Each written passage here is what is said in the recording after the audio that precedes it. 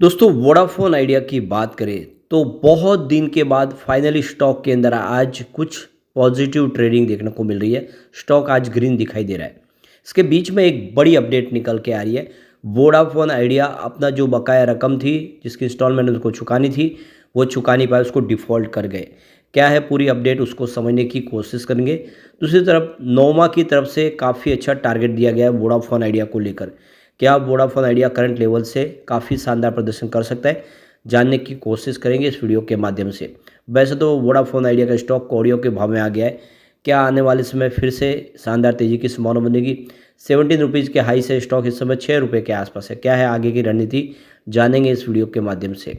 लेकिन फ्रेंड्स, उससे पहले अगर आप पहली बार हमारे चैनल पे आए तो चैनल को सब्सक्राइब कर दीजिए, एक बेल आइकॉन दबा दीजिए ताकि जब भी नया वीडियो बने पहला नोटिफिकेशन आपको मिले। वीडियो पसंद आए तो लाइक से ज़रूर कीजिए।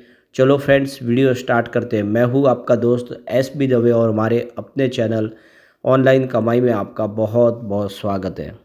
तो सबसे पहले अगर बीएसई सेंसेक्स की बात करें तो आज फिर से 80,000 के स्तर पे पहुंच चुका है। इस समय 900 पॉइंट की शानदार तेज़ी देखने को मिल रही है। 1.14% अप पर है बीएसई सेंसेक्स। तो देख लो, जो इलेक्शन के नतीजे निकल कर आए महाराष्ट्र के, वो अनबिलीवेबल है। किसी को भरोसा नहीं हो रहा कि ऐसे भी नतीजे आ सकते हैं। बीजेपी को बहुत ज़बरदस्त लीड मिली है और इसने एक पूरा माहौल पॉजिटिव बना दिया है, जिससे आज बाजार तेज़ है।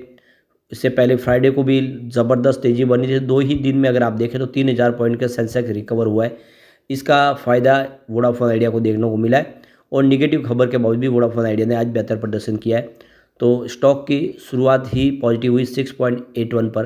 क्लोजिंग फ्राइडे की 6.67 के आसपास थी। इंट्राडे में 6.67 का ही लो बना, यानी फ्राइडे के लेवल तक स्टॉक पहुंचा, लेकिन वहां से एक अच्छी तेज़ी देखने को मिली और 6.86 तक चला गया। इस समय स्टॉक 6.75 के आसपास ट्रेड कर रहा है। 1.20% की तेज़ी के साथ आगे बढ़ रहा है। लेकिन जिस तरह से बाजार में तूफानी तेज़ी है, उतना फ़ायदा यहाँ पे देखने को नहीं मिल रहा है। वॉल्यूम देखें तो पिछले एक महीने पहले इसका 52 करोड़ का वॉल्यूम था। 17 लाख की डिलीवरी उठाई गई थी। 1 वीक पहले 56 करोड़ का वॉल्यूम हुआ था और सामने 20 करोड़ की डिलीवरी उठाई गई थी।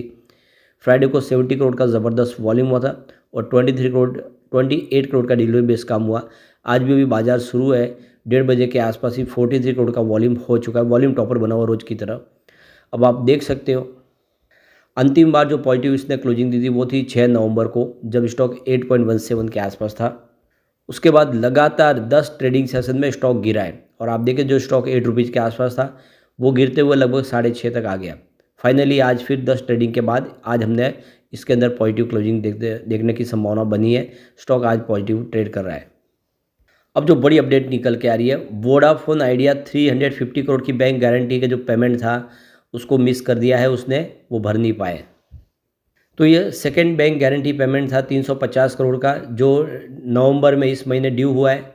और ये जो फर्स्ट स्पेक्ट्रम एक्वायर किया था इन्होंने 2012 ऑक्शन के तहत, उसको लेकर इन्होंने जो बैंक गारंटी दी थी उसके तहत ये जो रकम थी इनको चुकानी थी, लेकिन वो नवंबर का जो इनका इंस्टॉलमेंट था उसको चुका नहीं पाए और ये डिफ़ॉल्ट कर गए। 1 नवंबर को ही इसकी जो डेट थी, ड्यू डेट, और उसको चुकाना था इनको रकम, लेकिन वो चुका नहीं पाए। तो वोडाफोन आइडिया ने यहाँ पे 4,600 करोड़ की जो बैंक गारंटी ली हुई है, जो स्पेक्ट्रम इन्होंने लिया 2016 ऑक्शन के तहत, उसकी लेकर जो रकम है उसको चुकानी थी वो, लेकिन चुका नहीं पाए। वैसे सरकार यहाँ पे जो बैंक गारंटी है उसके लिए जो ली गई है स्पेक्ट्रम के लिए, उसको माफ़ करने के ऊपर विचार कर रही है। अब इसके लिए ड्राफ्ट तैयार किया गया कैबिनेट में। अगर ये पास हो जाता है तो फिर ये बैंक गारंटी है वो पूरी माफ़ हो सकती है और इससे एक बड़ी राहत मिल सकती है वोडाफोन आइडिया को। तो फिलहाल कैबिनेट के पास ये पूरा मामला है। अब वहाँ पे मंजूरी मिलती है तो उसके बाद आगे इसके लिए जो भी है लीगल कार्रवाई की जाएगी और फिर ये ड्राफ्ट तैयार होगा तो उसके बाद में देख सकते हो कि राहत मिल सकती है। फिलहाल तो अभी ये जो चार्ज चुकाना था लेकिन वो चुका नहीं पाए, डिफ़ॉल्ट कर गए हैं। अभी आने वाले फरवरी महीने में जो नेक्स्ट इनकी जो बैंक गारंटी है वो भी ड्यू होगी। तो यहाँ पे वोडाफोन आइडिया को करीब 24,700 करोड़ की बड़ी रकम बैंक गारंटी के तौर पे आने वाले महीनों में चुकानी होगी। वैसे इन कंपनियों की तरफ से कहा गया जो बैंक गारंटी है उसको माफ़ करना चाहिए, इसको लेकर उन्होंने अपील की है। सरकार इसके ऊपर भी सोच रही है। इसका फैसला अगर पॉजिटिव होता है तो बहुत बड़ी राहत वोडाफोन आइडिया को मिल सकता है और फिर वोडाफोन आइडिया के शेयर में अच्छी तेज़ी भी देखने को मिल सकती है। तो ये देख लो कि जो अगर बैंक गारंटी का जो पूरा पूरा मामला है, जो रफा दफा हो जाता है और ये फिर माफ़ हो जाती है, तो सभी टेलीकॉम कंपनियों को काफ़ी बड़ी राहत मिलेगी, चाहे वो भारतीय एयरटेल हो, रिलायंस जियो। लेकिन सबसे बड़ी राहत होगी वीआई को, क्योंकि वीआई इस समय अपने अस्तित्व को बचाने की लड़ाई लड़ रहे हैं। उनके लिए बहुत मुसीबत है, पैसों की काफ़ी ज़्यादा ज़रूरत है और एक बड़ी राहत मिल सकती है।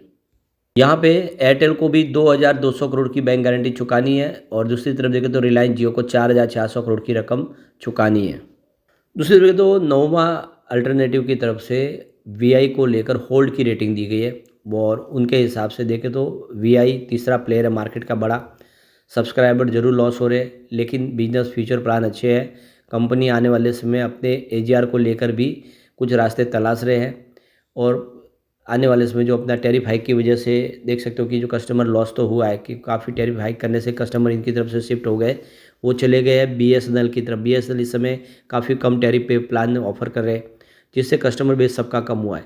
अब यहाँ पे नमूना का मानना है कि आने वाला जो 2026-27 होगा, एबिटाडा वो 3% की ग्रोथ दिखा सकता है। और ऐसे में इसके पीछे वजह ये रही है कि जो ग्रोथ नहीं बढ़ेगी, तो क्योंकि कस्टमर बेस कम भी हुआ है, लेकिन फिर भी वो उनके हिसाब से जो इसकी प्राइस है वो 14 रुपीज़ के आसपास रह सकते हैं। टारगेट प्राइस 14 रह सकती है, जो पहले 15 था, 1 रुपये कम किया गया है। लेकिन करंट लेवल से ये बहुत ज़्यादा है। 6 रुपये की शेयर की प्राइस है, 14 रुपये का यहाँ पे नोमा की तरफ से टारगेट दिया गया है, जो बहुत ही शानदार है। अब यहाँ पे देख सकते हो कि 31 अक्टूबर 2024 तक वोडाफोन आइडिया लिमिटेड के पास लगभग 87 म्यूचुअल फंड का पोर्टफोलियो था। अक्टूबर 2018 में यह 9 ऑर्बिटेज फंडों ने वोडाफोन आइडिया लिमिटेड कंपनी के शेयरों में 100 करोड़ रुपए से अधिक का निवेश किया था। कोटक इक्विटी ऑर्बिटेज फंड ने अक्टूबर में वोडाफोन आइडिया के शेयर में 282 करोड़ रुपए की सबसे अधिक राशि का निवेश किया है।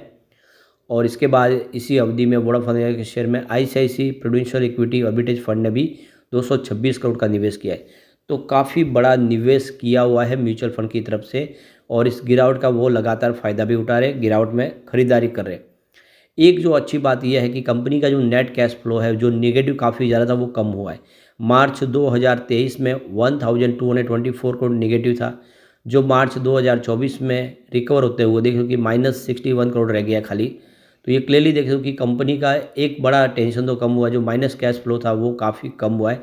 इससे लग रहा है कि पॉजिटिव कैश फ्लो आने वाले समय हो सकता है। यहाँ पे शेयर होल्डिंग पैटर्न देखें तो यहाँ पे प्रमोटर की होल्डिंग कुछ ट्रिम हुई है। सितंबर में 38.17% की होल्डिंग थी, जून में जो 37.32% हुई है। लेकिन एफआई का निवेश बढ़ा है, ये क्लियरली देख सकते हो कि यहाँ पे क्लियरली मार्च महीने में 2024 मात्र 1.97% की होल्डिंग थी, जो जून में बढ़ के 12.67% हो गई और सितंबर में ये 12.69% हुई है। तो एफआई ने अपना निवेश बढ़ाया है। दूसरी तरफ देखें तो मार्च 2024 में डीआई की होल्डिंग 2.20% थी, जो जून में बढ़ के 7.44% हो गई, लेकिन अभी फिलहाल घट के 4.86% के ऊपर आई है। तो डीआई ने अपना होल्डिंग कुछ कम किया है। गवर्नमेंट की यहाँ पे होल्डिंग 32.23% थी मार्च में, जो जून में 23.80% हुई। फिलहाल 23.18% की होल्डिंग सरकार की है कंपनी के अंदर। जनरल पब्लिक की बात करें तो उनकी 14.69% होल्डिंग थी मार्च में, जून में ये 17.89% हुई। फिलहाल 21.94% होल्डिंग है। तो जनरल पब्लिक की होल्डिंग यहाँ पे काफ़ी बड़ी है। शेयर होल्डिंग पैटर्न देखें यहाँ पे तो ये इशारा कर रहा है कि ये स्टॉक आने वाले समय बेहतर कर सके, क्योंकि एफआई इसमें निवेश कर रहे हैं। अब यहाँ पे अगर इसके हम पिवट लेवल को देखें, यहाँ से गिरावट होती है तो 6.96 का पहला सपोर्ट है, ये टूटा तो 5.79 तक स्टॉक जाता हुआ दिखाई देगा। गिरावट और बढ़ती है तो 4.1 तक जा सकता है। ये तभी पॉसिबल जब बाजार में तूफानी तेज़ी का माहौल बने तो इतना नीचे आ सकता है, वरना इतना पॉसिबल नहीं है। अब पॉजिटिव माहौल बना तो 9.91 का फर्स्ट रेजिस्टेंस है, इसको पार किया तो 11.69 तक स्टॉक जाता हुआ दिखाई देगा। तेज़ी आगे जा रही है तो फिर 12.86 तक जा सकता है, तेज़ी बनी तो फिर से 2 डिजिट में आ सकता है। लेकिन फ्रेंड्स, कोई भी इन्वेस्टमेंट करने से पहले अपने फाइनेंशियल एडवाइजर से एडवाइस ले ले या अपना खुद का रिसर्च करें, क्योंकि मैंने वीडियो आपके एजुकेशनल पर्पज़ के लिए ही बनाया। वीडियो पसंद आए तो लाइक शेयर जरूर कीजिए और चैनल को सब्सक्राइब कर दीजिए। Thank you friends.